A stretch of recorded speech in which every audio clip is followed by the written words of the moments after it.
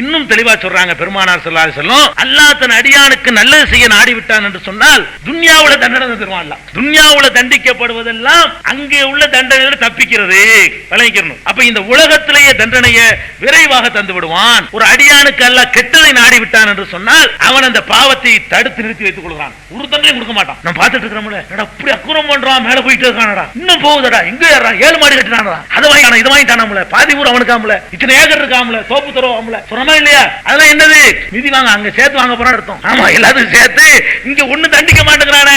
எந்த அளவுக்கு ரசூலுல்லாஹ் சொல்றாங்க, உனக்கு காய்ச்ச வருது, காய்ச்ச ஜுரம், இது உன்னுடைய பாவத்தை குறைக்கும்ங்கறாங்க. நமக்கு ஜுரம் வருதுங்க, ஜுரம் வர்றது வந்து நரகத்தினுடைய வேதனைக்கு பதிலா அது மாதிரி ஈக்குவலான ஒரு சின்ன ஒரு கோடியில ஒரு பங்கு இந்த ஜுரம்ங்கிறது. இது ஒரு வெப்பம் தான். இந்த வெப்பத்தை தாங்க விட்டு போடா முடிஞ்சு வச்சுக்குது, அது பண்ணல, அதுக்கு டாலியா போச்சு ஓடுன்றான்ல. அப்ப இந்த உலகத்துல வந்து இப்படி எல்லாம் கணக்கு தீர்த்துட்டு இருக்கிறான். அப்ப நன்மையை நாடியவர்களுக்கு வந்து அல்லாஹ் அந்த உலகத்துல தண்டனையை தந்து அங்க உள்ள தண்டனையில காப்பாத்துறான். கெட்ட நாடியவர்களுக்கு வந்து இவங்களை விட்டுறான், போற போக்குல விட்டுறான், அவங்களுக்கு எல்லா வகையிலும் நன்மை செஞ்சுக்கிட்டு இருக்கிறான்னு சொல்லி காட்டுறாங்க. இன்னும் சொல்லி காட்டுறாங்க, அதிகமான கூலியை பெற்று தரக்கூடியது அதிகமான சோதனைகளோடு தான், அதிகமான முசீபத்துகளோடு தான் அதிகமான கூலி இருக்கிறது.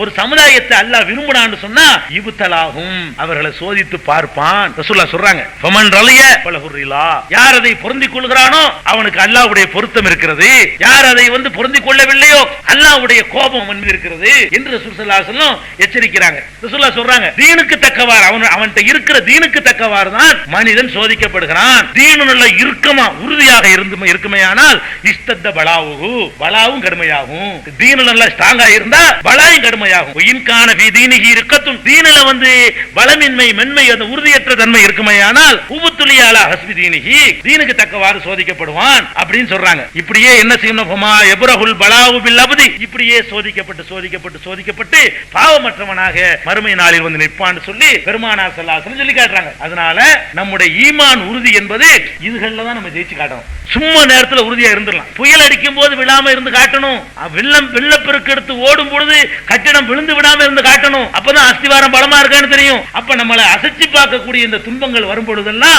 உதறி விட்டுட்டு இதுக்கு அங்க இருக்குது, அங்க பெருசா இருக்குது, அங்க பெரிய அளவுக்கு எனக்கு நன்மை இருக்குது அப்படின்னு நினைக்கக்கூடியவர்களாக நாம் எல்லாம் ஆக வேண்டும். அல்லாஹ் ஜல்லஷானஹு தஆலா அந்த இஸ்திகாமத்து பெற்றவர்களாக, அசைக்க முடியாத உறுதியான நம்பிக்கை பெற்றவர்களாக நம் அனைவரும் ஆக்கிய புரிவானா.